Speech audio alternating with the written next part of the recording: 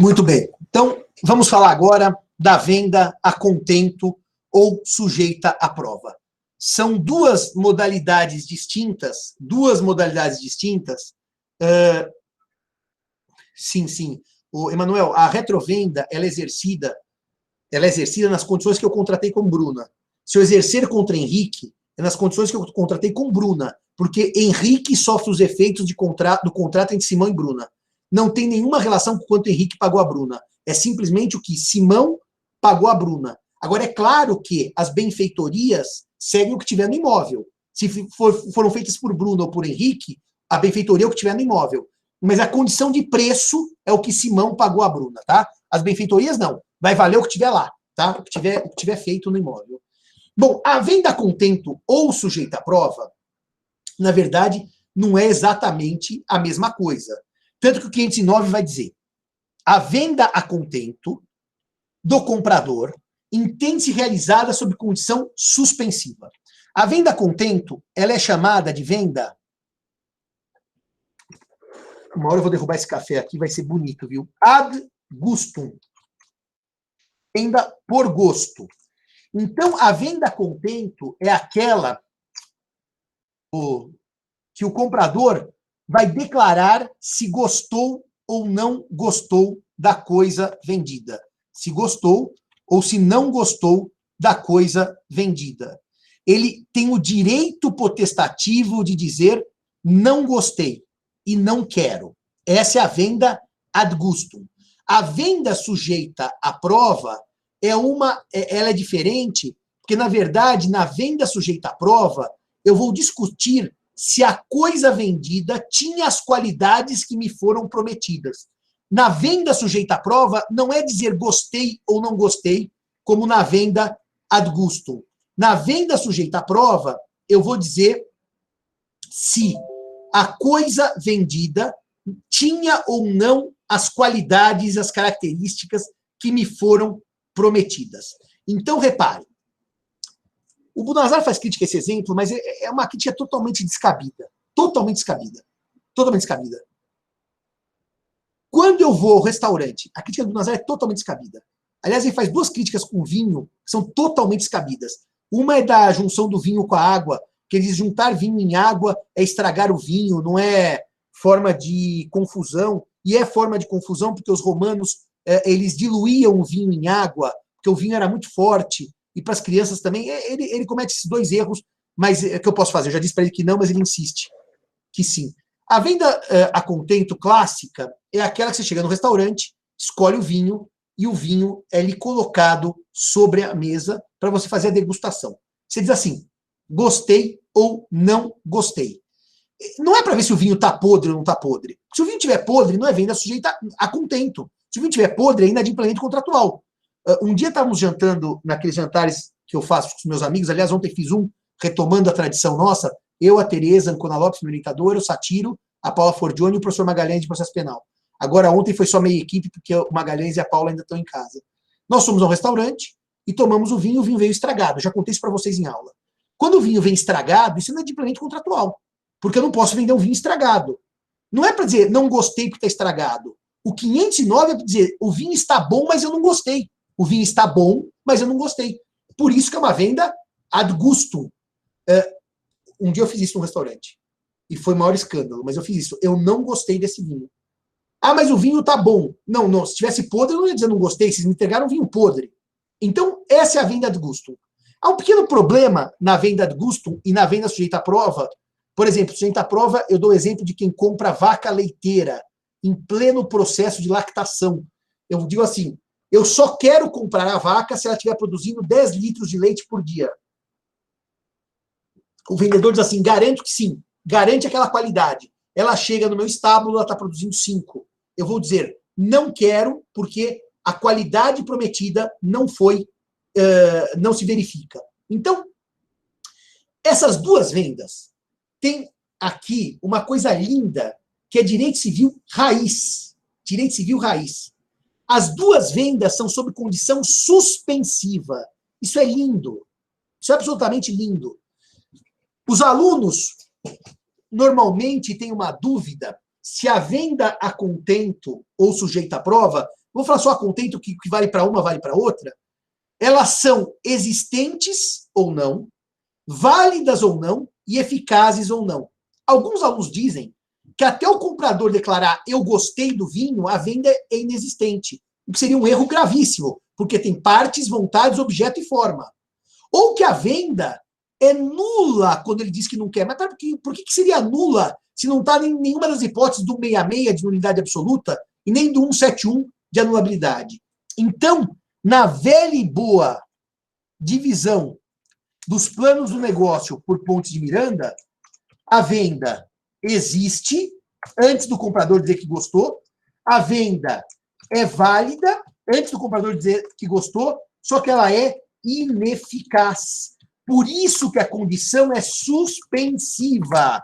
Ou seja, o negócio não produz efeitos até que se diga que gostou. Não produz efeitos até que se diga que gostou. É por isso, meus amigos, que eu vou lançar uma pergunta para vocês.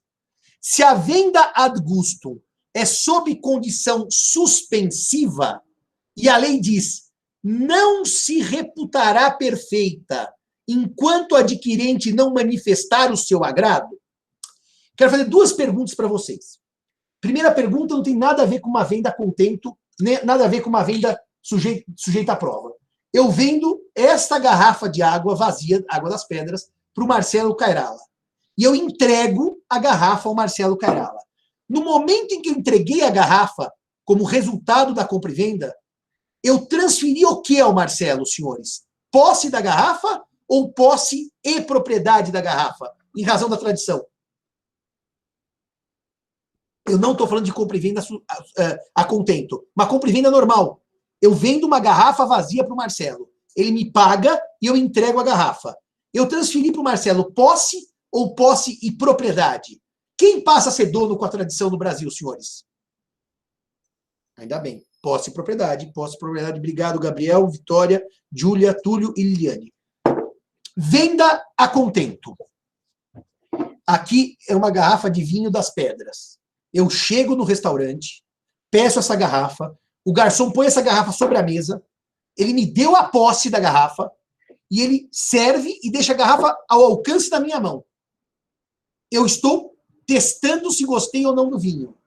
Nesse momento, eu ainda não manifestei o agrado. O que eu, Simão, tenho nesse momento? A posse da garrafa de vinho ou a posse e a propriedade? E eu ainda não disse se gostei ou não. Escrevam aí o que eu tenho nesse momento no caso do vinho. Posse. A Liliane diz posse. O Gustavo diz posse. Alguém mais quer dizer alguma coisa? Posse. Por que, Júlia, você não precisa achar se está certa?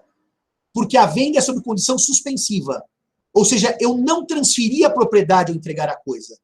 A propriedade se transferirá quando eu declarar o meu agrado. Porque anotem no caderno com letras maiúsculas. Condição suspensiva priva o negócio jurídico dos seus efeitos. Priva. Então, a tradição não é de propriedade. É só entrega de posse. Priva o negócio jurídico dos seus efeitos. É aqui que eu conto sempre aquela história que o Cairala e a Bruna ficam horrorizados comigo. Quando eu era aluno de pós-graduação, no meu doutoramento, eu assistia a uma matéria do professor Vilaça, do professor Gavião, e um semestre, nós trabalhamos todos os artigos da compra e venda. Aliás, foi um dos melhores artigos que eu produzi sobre compra e venda, sobre os primeiros. E uma colega nossa foi dar o seminário, lá uma aluna de mestrado, e ela dizia assim, a venda a contento e a venda sujeita à prova, quando o comprador diz que não gostou, manifestou o não agrado, ou quando o comprador prova que a coisa não tinha as qualidades prometidas, a venda é nula. Isso é um erro grave por, no mínimo, duas razões. Primeira, se ela fosse nula, ela precisava indicar qual é o dispositivo do código que nulifica a venda. E não tem nenhum que faça isso. Segundo, ela não leu o código, porque o código expressamente fala que a venda é sob condição suspensiva. E terceiro, ainda que ela tenha lido o código, ela não entendia que condição estava no plano da eficácia e não no plano da validade. E eu ouvi aquele seminário muito incomodado, porque ela falava, é nula, ela repetia várias vezes que a venda era nula. E ao final do seminário eu perguntei para o professor Gavião, levantei a mão e falei, professor, mas o código não diz que a venda ad gustum é sob condição suspensiva? E o Gavião respondeu, sim, Simão. Então, como é que a venda é nula se estamos no plano de eficácia? O Gavião falou, tem razão, Simão. E eu me irritava profundamente com aquilo tudo, levantei e fui embora no meio da aula, o que é uma coisa que eu não recomendo que se faça, que era um certo destempero meu. Mas a verdade é que se a gente não conhecer as categorias jurídicas, eu vou responder que uma venda ad gustum é nula, sendo que a invalidade decorre de texto expresso de lei. Na ausência de causa invalidante, o negócio jurídico é válido. Então, reparem agora, já expliquei para vocês que a venda a contento e a venda sujeita à prova são vendas realizadas sob condição suspensiva. Aliás, reparem que tem condição suspensiva no 509, tem condição suspensiva no 510 e tem condição suspensiva no 511. Não dá para dizer que é plano da validade. Em ambos os casos, as obrigações do comprador que recebeu, sob condição suspensiva, a coisa comprada, são as de mero comodatário, enquanto não manifeste aceitá-la. Senhores, a posse é transmitida e a propriedade não. Se a posse é transmitida e a propriedade não, eu sou proprietário? Não. Eu sou mero comodatário. O contrato é de commodus dare, que é dar uma vantagem. O contrato é um contrato gratuito, comodato, sem contraprestação por parte do comprador, e, portanto, nós vamos ter, na verdade, uma compra e venda que não gera efeitos de compra e venda, mas gera efeitos de comodato. É genial. A lei diz, como a condição suspensiva retira os efeitos da compra e venda, retira, nessa hipótese, os efeitos são do comodato. Inclusive, se eu disser, não gostei do vinho, e pegar o vinho, colocar embaixo do braço e não devolver, o proprietário do vinho, que é o restaurante, tem uma reintegração, tem uma ação de busca e apreensão como proprietário, porque o bem foi dado em comodato. O Mike vai fazer uma pergunta interessante, que é a seguinte.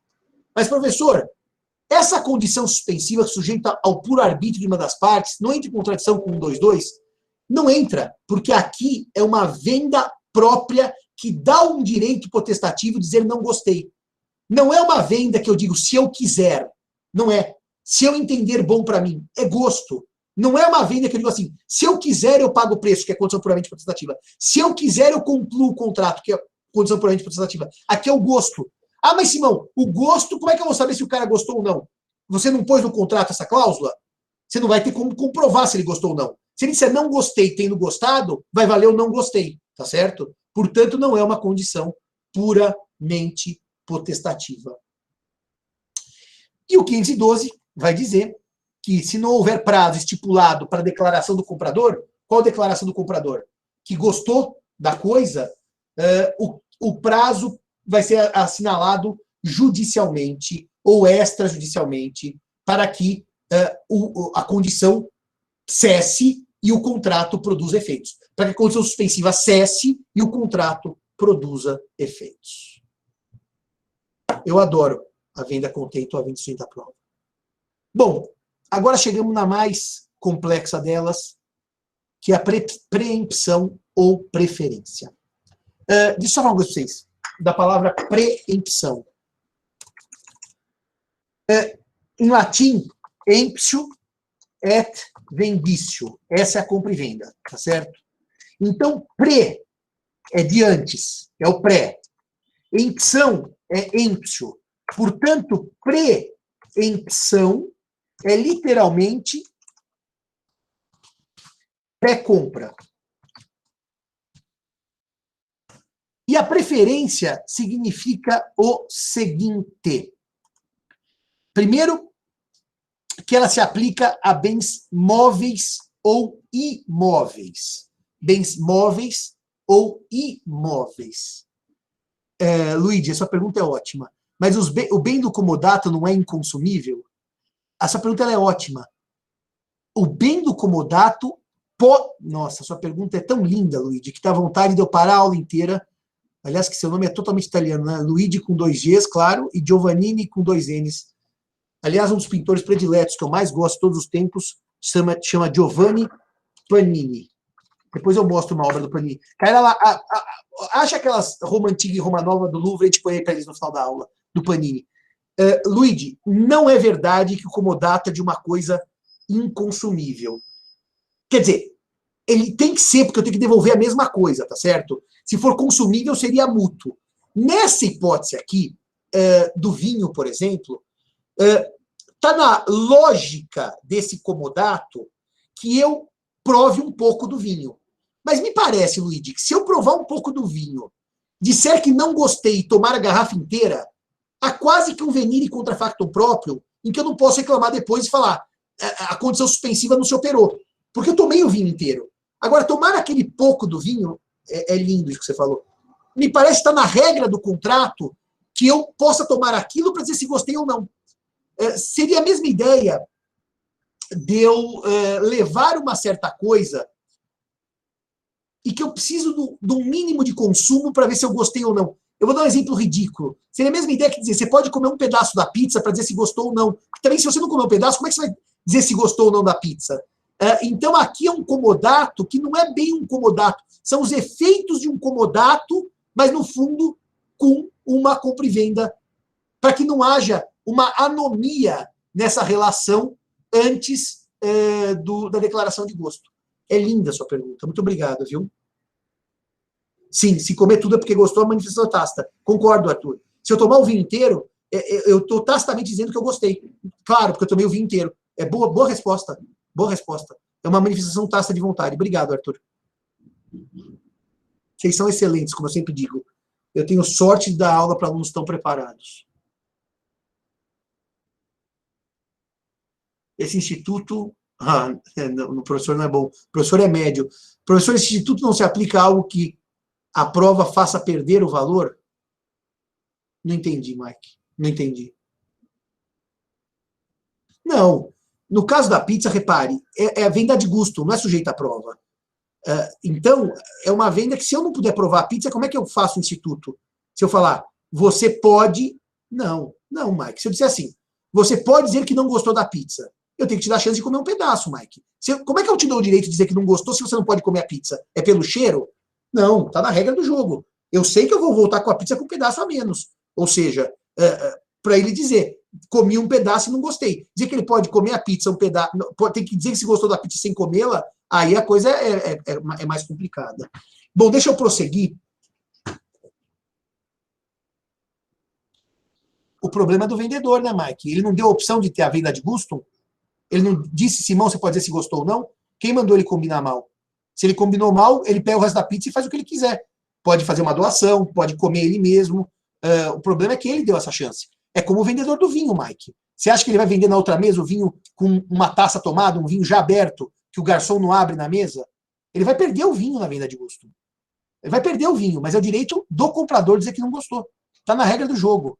Não se esqueça, senhores, que nós estamos no campo da autonomia privada, tá? Quem contrata, que contrate bem. Bom, senhores, eu tenho que acabar a aula agora. Não tem mais perguntas, porque eu tenho 2 contratos e eu preciso acabar realmente. A preempção ou preferência impõe ao comprador a obrigação de oferecer ao vendedor a coisa que aquele vai vender ou dar em pagamento para que este use seu direito de prelação na compra tanto por tanto. Como é que funciona a preferência? Eu vendo meu carro para a Bruna e digo assim, Bruna, se você for revender esse carro, me dê preferência. Preferência quer dizer o quê? Simão, eu vou revender o carro. Então, vamos lá. Vendi o carro para a Bruna por 20 mil reais. A Bruna vai revender o carro para o Cairala por 30 mil reais. Simão tem preferência. Ele diz assim, pelo preço de 30, Bruna, eu recompro o carro. É um direito potestativo? Não, porque Bruna pode decidir nunca vender o carro. Bruna pode decidir doar o carro. Bruna pode decidir dar em usufruto o carro. Agora, se ela for vender alienação onerosa ou dar o carro em pagamento, Simão tem a preferência. Preferência quer dizer, em iguais condições, eu já disse para vocês no 504, a locução tanto por tanto, ela quer dizer que em iguais condições com o terceiro, eu tenho o direito de comprar, recomprar a coisa. Mas eu não posso obrigar o vendedor, eu não posso obrigar o comprador que comprou de mim a me revender. Aqui a preferência é caso ele, comprador, resolva vender a um terceiro a coisa de mim comprada. Bom, ela vale tanto para móveis quanto para imóveis. O prazo para o exercício da preferência é decadencial e esse prazo não pode exceder 180 dias se a coisa for móvel ou 2 anos se for imóvel.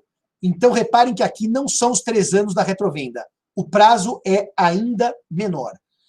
Portanto, senhores, se eu vender meu carro à Bruna, que é bem imóvel, eu tenho até 180 dias para exercer a preferência. Se a Bruna vender no 180º, não há mais preferência. No imóvel, são 2 anos. Se a Bruna vender 2 anos e 1 dia, o direito de preferência decai.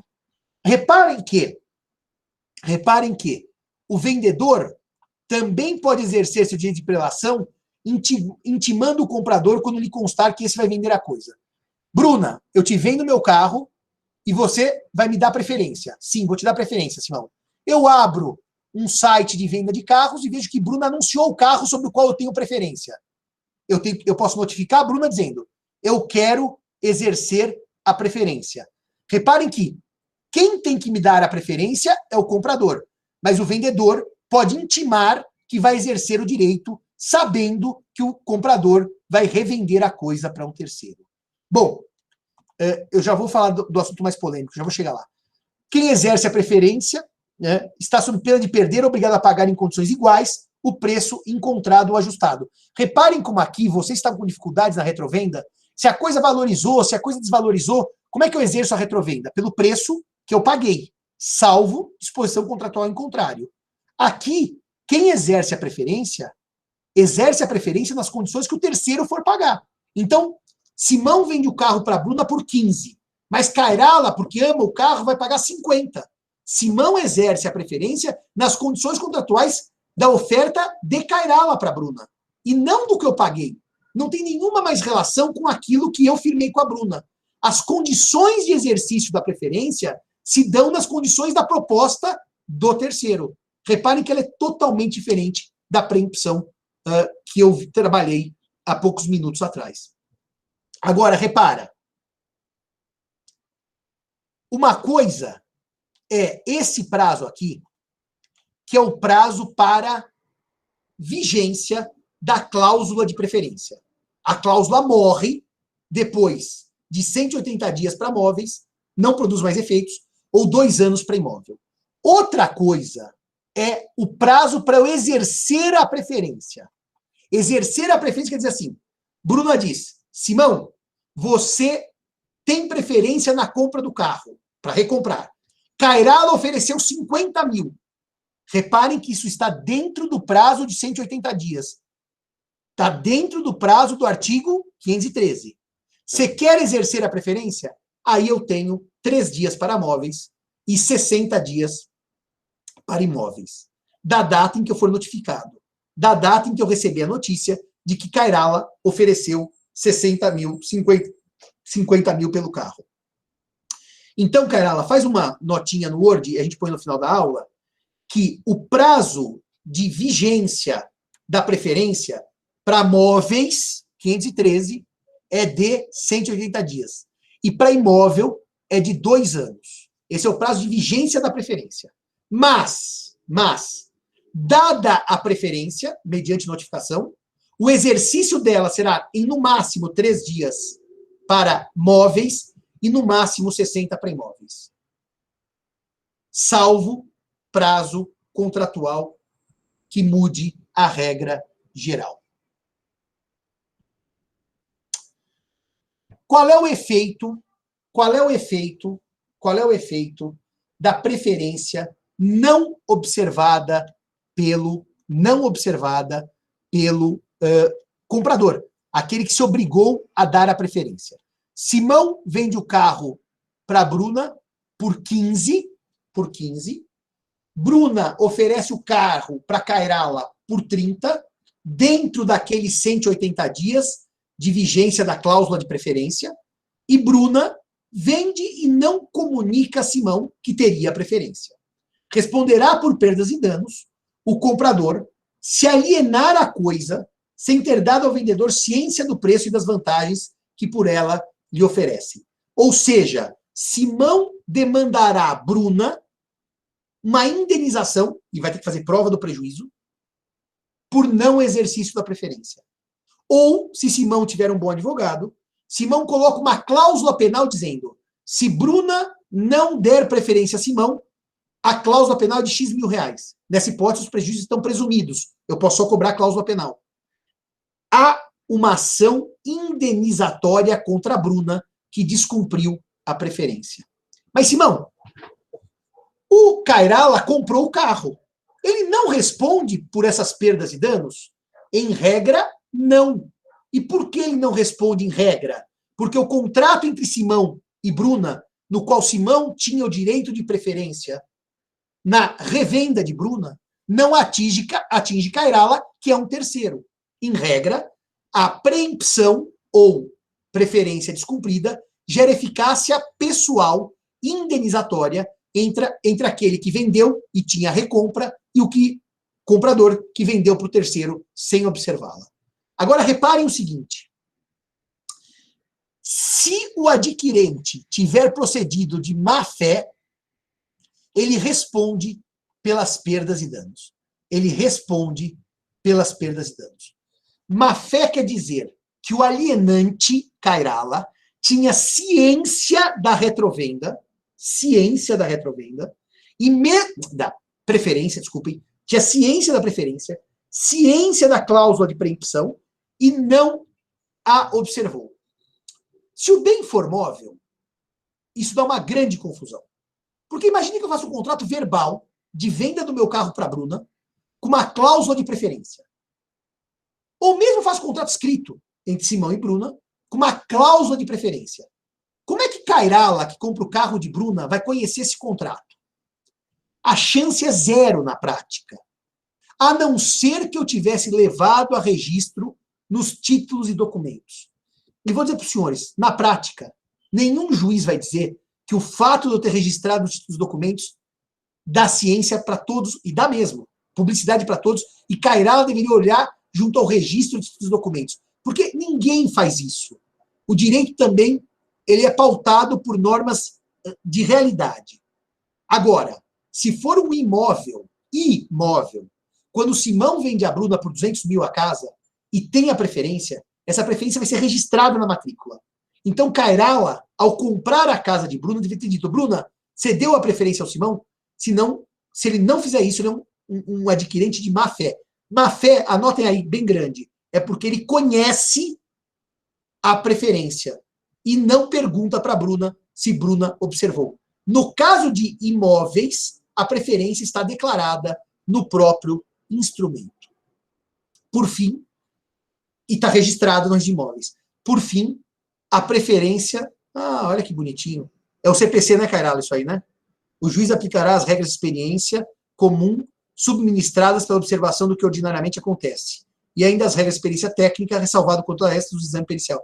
É isso mesmo, Cairala. Ninguém compra carro levantando títulos e documentos para ver se tem contrato registrado. Todo mundo que compra imóvel tem que puxar matrícula, porque senão nem sabe quem é o proprietário. É isso mesmo.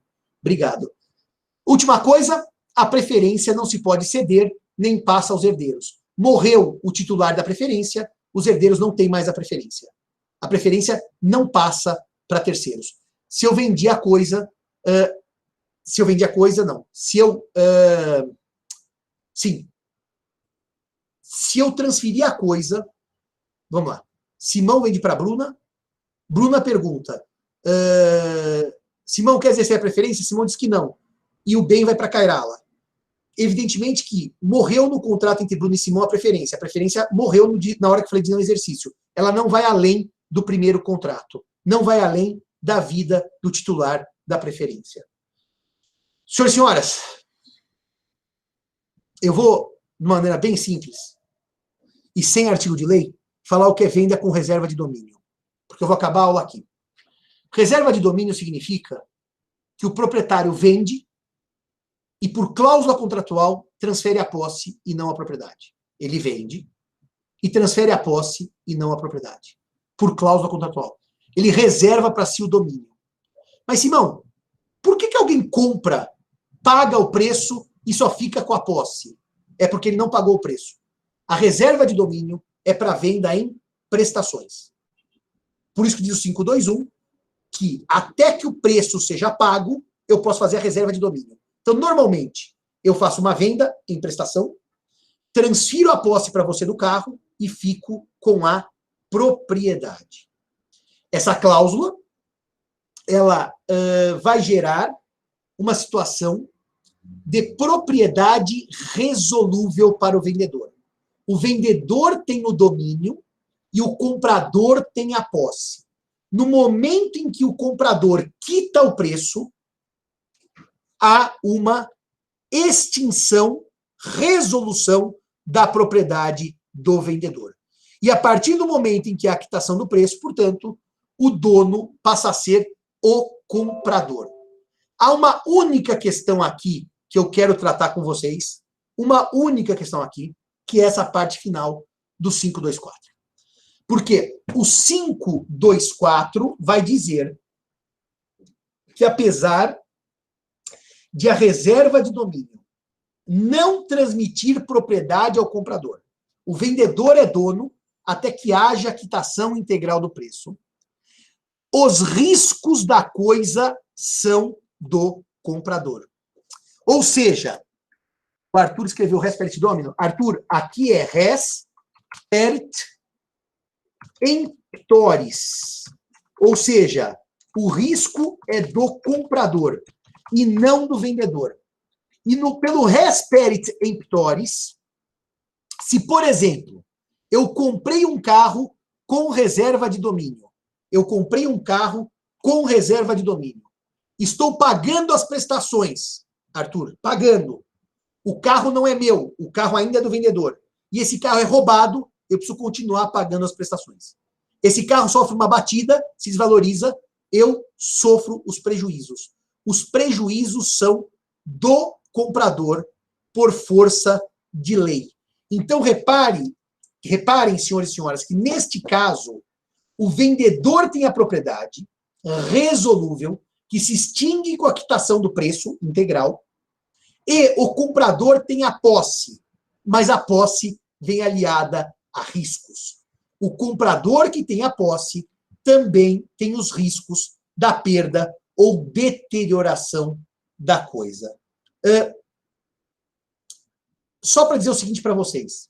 Simão, e se por acaso o comprador para de pagar o preço?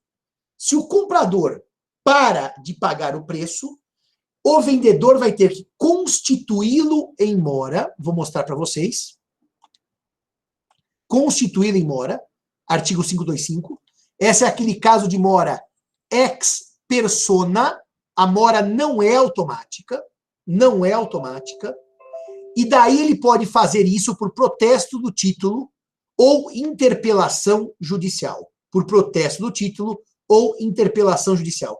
E nesse momento em que há a interpelação ou protesto, em que a mora ex persona se efetiva, evidentemente que o comprador em mora pode quitar o preço, purgar a mora, ou o vendedor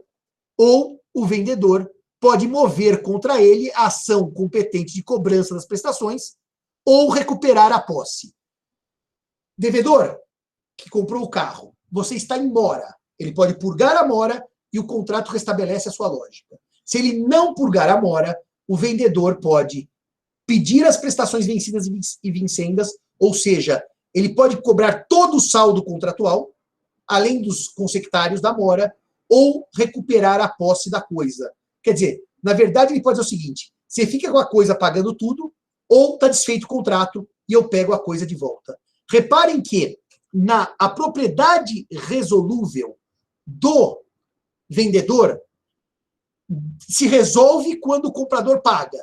E a propriedade passa ao comprador, quitou integralmente o preço.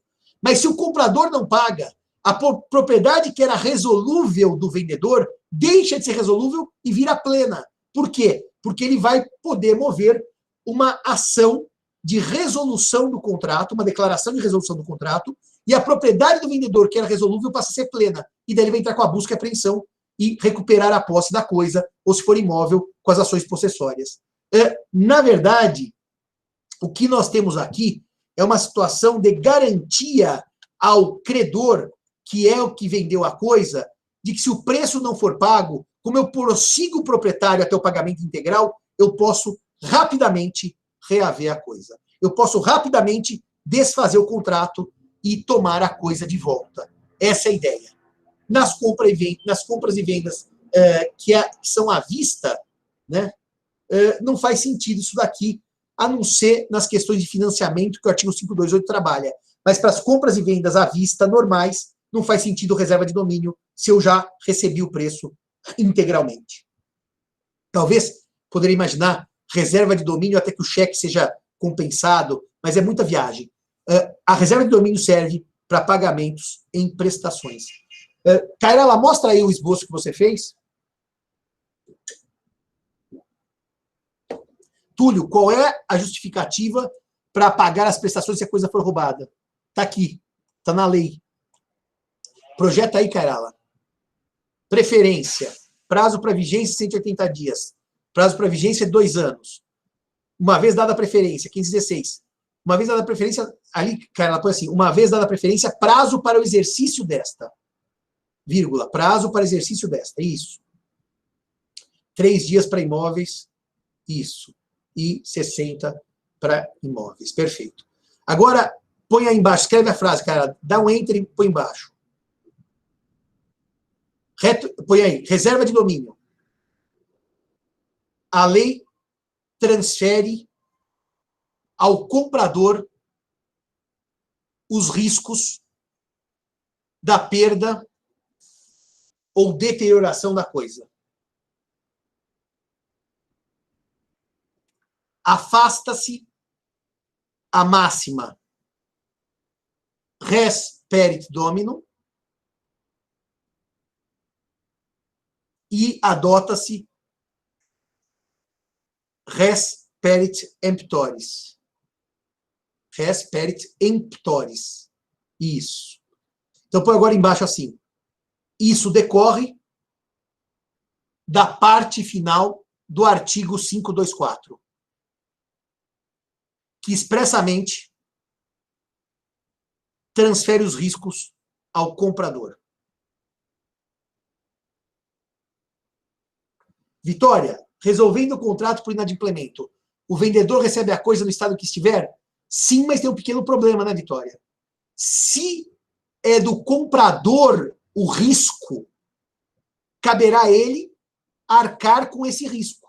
Então, se ele me devolver, Vitória, um carro batido, porque ele não pagou, e eu vou pegar de volta a coisa, Vitória, nesta hipótese, eu, proprietário, porque eu mantive o domínio comigo, posso cobrar dele a indenização. Posso cobrar dele a indenização pelos danos que a coisa sofreu. Porque os riscos são dele e os riscos não são meus. O canal está pondo aqui no chat isso que ele escreveu. Os senhores podem fazer copy-paste aí e colocar no... Canal, agora, aquele da retrovenda, da reserva de domínio, por favor, põe aí embaixo, assim eles copiam para lançar nos computadores deles. Senhoras e senhoras, 11 horas e 13 minutos no horário de Brasília, acabamos a compra e venda. A aula que vem é da doação e depois da locação e depois do mandato. E aí é finita la guerra, se finit la comédie. Um abraço a todos e todas, um bom final de semana e depois um bom fim de semana e até terça-feira, se Deus quiser, como sempre, no mesmo bate-horário, no mesmo bate-local, e ainda me divertindo com vocês. Muito obrigado a todos e um abraço. E aqui está o Panini. O Luigi, esse é o Giovanni Panini, que são as vistas da Roma Antiga. O Panini tinha uma visão bem interessante, que ele montava quadros com quadros dentro dos quadros. E, aliás, Kairala, você poderia ter posto para a gente, o que a gente mais ama, que é o Laocoonte, né, para mostrar para eles... Olha o Laocoonte, para aqui. Isso, deixa eu mostrar com o meu cursor. Esse aqui é o Laocoonte, que era aquele sacerdote de Troia, que até o Kairala mandou uma coisa da Wikipedia, uma informação que eu nem sabia. A história do Laocoonte está numa das tragédias do Sófocles, que se perdeu, e que depois o Virgílio copiou na Eneida. E o Laocoonte era o... Eu vou ficar sem beber vinho, Vinícius, por um tempo. O Laocoonte, ele era o sacerdote troiano que prevê... Caira lá, eu vou pegar aqui. Que prevê a coisa do cavalo, a ideia do cavalo, dos gregos. E ele vai denunciar para os troianos a questão... você já pegou do Ibirapuera, é isso que eu queria mostrar para eles. Dos troianos que... ele ia avisar os troianos, né?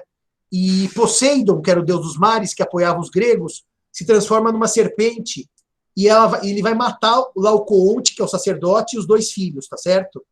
Essa estátua, ela é símbolo do helenismo, ela está no Museu do Vaticano, a estátua original, só que a estátua original ela tá com vários pedaços dela quebrados. No século XIX, eles reconstituíram o Laocoonte para ele ficar mais completo. E agora, no século XX, eles retiraram o que o Laocoonte ganhou de complemento. E no Parque do Ibirapuera, onde o Marcelo Cairala corre todos os dias, porque é um homem fitness, tem a estátua do Laocoonte. Então, Poseidon se transforma em serpente, mata o Laocoonte, que era o sacerdote troiano, e os 2 filhos, para que eles não contem aos troianos que o cavalo vinha com o famoso presente de grego. Só para mostrar uma coisa para vocês rapidinho aqui, e daí eu acabo a aula, o Laocoonte original, sem o restauro do século XIX, que o completa, é esse aqui. Reparem que o braço do sacerdote está quebrado, reparem que o braço do filho está quebrado, a serpente marítima que vem matar o Laocoonte e os filhos também está quebrada, mas reparem no seguinte, o manto do Laocoonte é exatamente uma expressão do helenismo que mistura a arte grega original, que era mais parada, com a arte oriental, que era mais cheia de movimento. Então, o Laocoonte, ao lado da Vitória de Samotrácia, são consideradas as expressões máximas do helenismo. E é uma obra absolutamente incrível, e o Panini, né, naquela obra de Roma, ele traz num cantinho o Laocoonte. O Panini tem o original dele em Roma, e tem também nos Estados Unidos, tem Roma, tem no Louvre e também nos Estados Unidos, Roma Antiga e Roma Nova. Dito isto, um abraço a todos e todas, um bom fim de semana, chega de embromação, se vocês querem descansar para a próxima aula. Liliane, eu vou te dizer uma coisa, eu sempre que posso ir para Paris, e Deus tem sido generoso, eu tenho ido para Paris várias vezes, eu vou ao Louvre para ver o Panini, que é lindíssimo. E toda vez que eu vou ao Vaticano, eu vou ver o Laocoonte. Assim que ele está bem na entrada do Museu do Vaticano, ele está até um pouco assim atrás, as pessoas que não vão para procurá-lo, muitas vezes se perdem dessa obra, que é uma obra absolutamente fantástica. Beijo a todos e todas, e agora sim, bom fim de semana, e se quiserem dicas culturais, a gente sempre pode conversar oportunamente. Tchau, tchau.